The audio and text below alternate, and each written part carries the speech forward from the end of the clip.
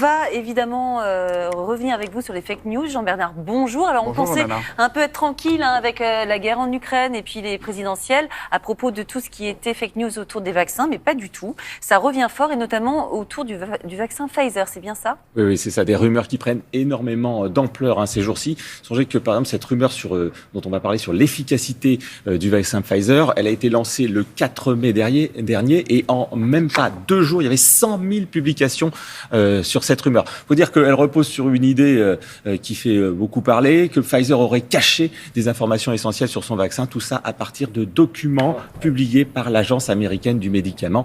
Des documents qui évidemment sont mal lus, sont mal interprétés et dans lesquels certains croient déceler de révélations terribles. Mais c'est quoi ces révélations exactement ? Alors il y en a plusieurs, en fait, il y en a plusieurs. La plus importante, la plus partagée, on va la voir, vous allez voir ce tweet.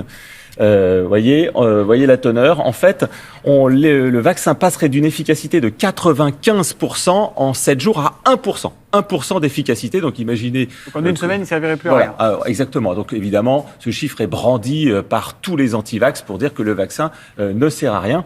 Alors, pour le décrypter, il faut remonter au moment où le vaccin a été mis sur le marché. Cette fameuse annonce de Pfizer, vous vous souvenez, 95% d'efficacité du vaccin au moment où on l'a annoncé.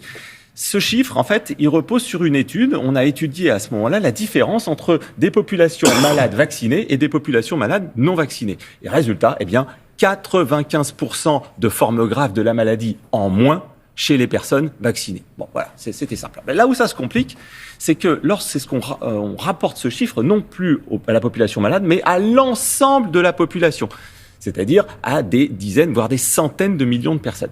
Bon, et évidemment, là, on tombe sur des taux qui n'ont plus rien à voir. Mais attention, c'est vraiment important de le comprendre. Ce ne sont pas les mêmes méthodes statistiques. D'un côté, on compare des populations malades. De l'autre, on compare avec l'ensemble de la population. Donc on ne peut pas rayer le 95 et mettre un 1 mais à la non, place. pas du tout. Ce ne sont pas les mêmes méthodes. Et cette méthode, en fait, elle est exacte, elle est vraie, mais elle est peu utilisée par les scientifiques. Pourquoi ? Pour justement éviter ce genre de situation, ce genre de confusion dans laquelle le public pourrait penser que le vaccin n'est pas efficace, ce qui n'est, on le répète, absolument pas le sens de l'étude. Alors Jean-Bernard, il y a une autre rumeur également qui circule, c'est que le vaccin ne serait pas sans danger pour les femmes enceintes. Voilà. Alors ça, cette rumeur, elle repose sur des captures d'écran de rapports qui sont là aussi très partagés. On va voir, je vais vous en montrer un extrait. Vous voyez, il y a un texte là qui est surligné. Alors c'est en anglais, et puis c'est tout petit, donc je vais vous le dire. Il dit il y a très peu de données sur l'utilisation du vaccin Covid-19. Le vaccin n'est pas recommandé pendant la grossesse. Alors, première chose. Le document sur lequel s'appuie ce genre de poste, c'est pas du tout un document Pfizer, c'est pas du tout un avis de l'Agence américaine du médicament, c'est un avis qui avait été publié sur le site britannique du ministère, donc le ministère britannique de la Santé, et surtout, c'est un avis qui date de décembre 2020. Et décembre 2020, souvenez-vous, c'est le début de la campagne de vaccination.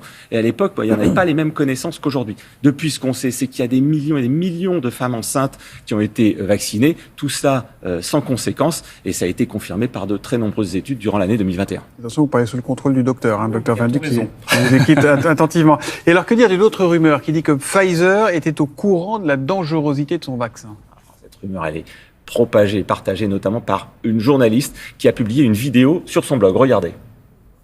Story reveals how Pfizer knew that its vaccine would kill. Now this is no surprise. Alors, évidemment, vous voyez, était mortel, ça fait peur. Ça a tout de suite été repris dans des dizaines et des dizaines de posts, comme par exemple ce tweet qu'on va voir. Et vous voyez la teneur. Vous voyez, Pfizer savait que son vaccin tuerait, etc. Là, on parle de mafia mondiale, etc. Bon, vous voyez le genre de propos.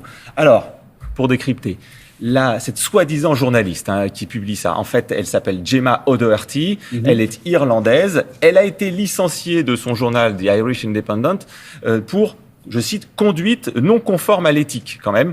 Elle est très proche de la complosphère, elle a quand même été aussi successivement bannie de YouTube, de Twitter en 2020 et depuis, elle s'exprime dans son propre journal The Irish Light, où elle dit globalement n'importe quoi, en l'occurrence là, les documents qui dévoileraient selon elle les effets secondaires néfastes du vaccin. En fait, c'est un rapport de l'Agence américaine du médicament dans lequel Pfizer, le laboratoire, détaille tous les problèmes potentiels qui auraient été imaginés, qui ont été pris en compte dans la conception du vaccin, au moment où on a conçu le vaccin. Pas du tout les effets secondaires amont, constatés, totalement en amont, et ben pas voilà. du tout les effets secondaires constatés. Résultat, c'est n'importe quoi, mais pour le savoir, eh bien, soit il aurait fallu savoir lire une information scientifique, soit ne pas être de mauvaise foi, soit les deux. Merci Jean-Bernard Schmitt, on se sent un peu cerné. Comment ne pas recommander votre livre, votre guide anti-fake news, ouvrage de référence désormais, livre indispensable pour démêler le vrai du faux, qui est publié chez First. On va continuer à parler santé avec vous, docteur Valenduc. Bonjour Vincent. Bonjour à tous. À la fin de la semaine, ce sera